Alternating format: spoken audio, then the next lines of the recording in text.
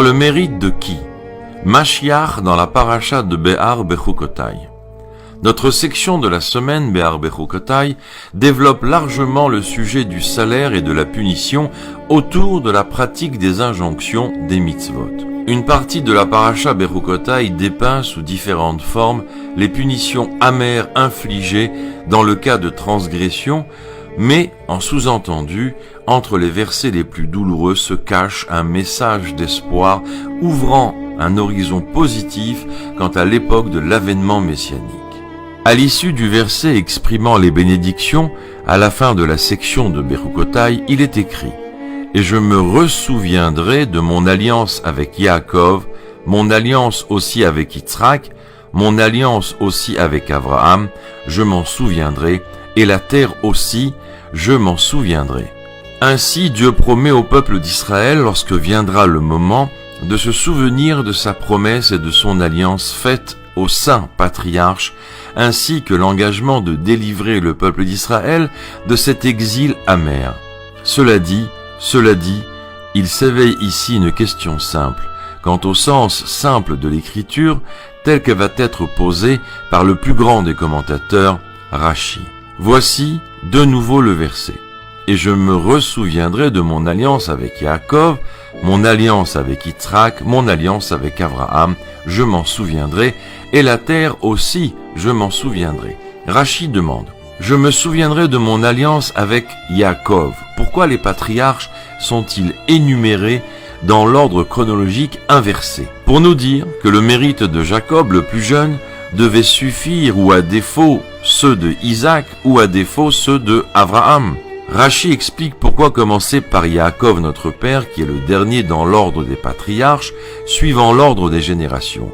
Le verset stipule Yaakov avant Abraham et Yitzhak. La raison est simple. On veut nous apprendre que le mérite de Yaakov suffit pour délivrer le peuple d'Israël. Donc, a fortiori, l'accumulation du mérite de Yitzhak et de Abraham peuvent sans aucun doute provoquer la libération du peuple d'Israël de l'exil. En prêtant attention au langage employé par Rashi, nous comprenons que le mérite d'Abraham est le plus élevé, afin d'être le pilier du peuple d'Israël. Cela dit, c'est tout de même Jacob qui est appelé le patriarche élite. Yitzhak, lui, est appelé l'Holocauste pur. Malgré tout, celui qui inclut tout en lui reste le mérite incontestable d'Abraham notre père. Ce mérite à lui seul est capable de provoquer la libération concrète et définitive sans l'ombre d'un doute du peuple d'Israël. Pourquoi le mérite d'Abraham notre père est-il le plus élevé par rapport aux autres patriarches dans le contexte de notre section? Et que peut-on apprendre de cette situation aujourd'hui, veille de l'avènement messianique? Pour comprendre, il nous faut reprendre le verset précédent. Il est dit « À moins qu'alors leur cœur obtus ne s'humilie, et alors ils expireront leur iniquité. » Comment le peuple d'Israël va-t-il regretter ses fautes, et quels sont les éléments qui vont apporter le pardon et la réparation de la faute, elle-même étant la raison de l'exil?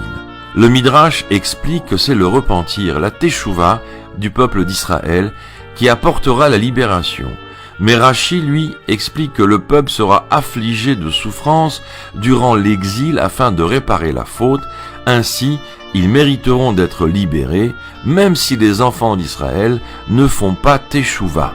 Basé sur ce raisonnement, il est possible d'affirmer que le pardon et l'effacement de la faute n'est pas le fruit de l'acte des enfants d'Israël, mais uniquement l'action et la volonté de Dieu.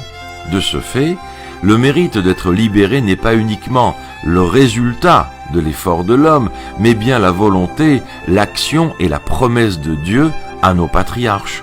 Dieu a promis, donc il doit réaliser, et ce, à n'importe quel prix. La controverse existante entre le Midrash et le commentaire de Rashi se définit par « Quelle sera la raison qui permettra le déclenchement de l'avènement messianique ?» D'après le Midrash, l'explication est claire. Leur teshuva cumulée aux bonnes actions des patriarches déclenchera l'avènement messianique. D'après Rashi, ni la teshuva, ni les fautes du peuple d'Israël ne peuvent arrêter ou ralentir le déclenchement de l'avènement messianique. Le simple fait que nous soyons les enfants d'Abraham, d'Yitzhak et de Yaakov, avec lesquels Dieu a scellé un pacte, suffit de nous attribuer le mérite d'obtenir la délivrance finale. Mais d'après Rashi, il y a la nécessité pour le peuple d'Israël de subir des épreuves et certaines souffrances afin de réparer et d'effacer toute trace de faute. D'après cette explication, il est plus facile de comprendre la raison pour laquelle la Torah définit Abraham comme le patriarche le plus méritant, afin de provoquer par son mérite l'avènement messianique. L'Éternel, notre Dieu, a fixé qu'Abraham, Yitzhak et Yaakov soient les patriarches du peuple d'Israël, par le mérite du don de soi et l'abnégation exemplaire qu'ils ont eue face à la foi en Dieu qu'ils ont réalisée. Ceci dit, la grandeur d'Abraham, fils de Térar, ponte de l'idolâtrie, et grâce à son don de soi, surpasse les autres patriarches. Abraham va rechercher son Dieu sans aucune retenue, au point d'être prêt à se jeter dans un four afin de sanctifier le nom de Dieu.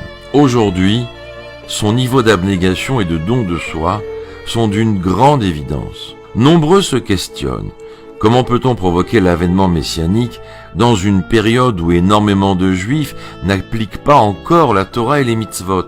En réalité, cette question est le résultat d'un raisonnement erroné, impliquant que l'avènement messianique ne peut se produire que dans le cas où l'ensemble du peuple d'Israël applique la Torah.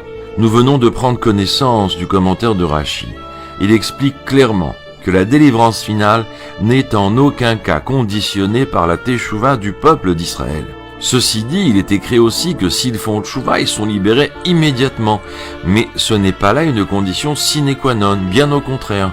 L'avènement messianique aura lieu uniquement parce que nous faisons partie intégrante du peuple d'Israël, sans aucune considération de notre situation spirituelle. Le pacte scellé et la promesse donnée à nos patriarches suffisent afin de provoquer la délivrance finale et définitive du peuple d'Israël. Nous recevons ici un enseignement extraordinaire afin d'accélérer concrètement l'avènement messianique. Il est indispensable de garder à nos esprits la notion fondamentale et profonde que nous sommes les enfants d'Abraham, de Yitzhak et de Yaakov. Nous devons intégrer au plus profond de nous-mêmes cette réalité et ainsi ressentir et avoir une conduite fidèle à celle qu'a été la conduite de nos patriarches. Sans l'ombre d'un doute, de cette façon, nous provoquerons l'avènement messianique éternel. Shabbat Shalom.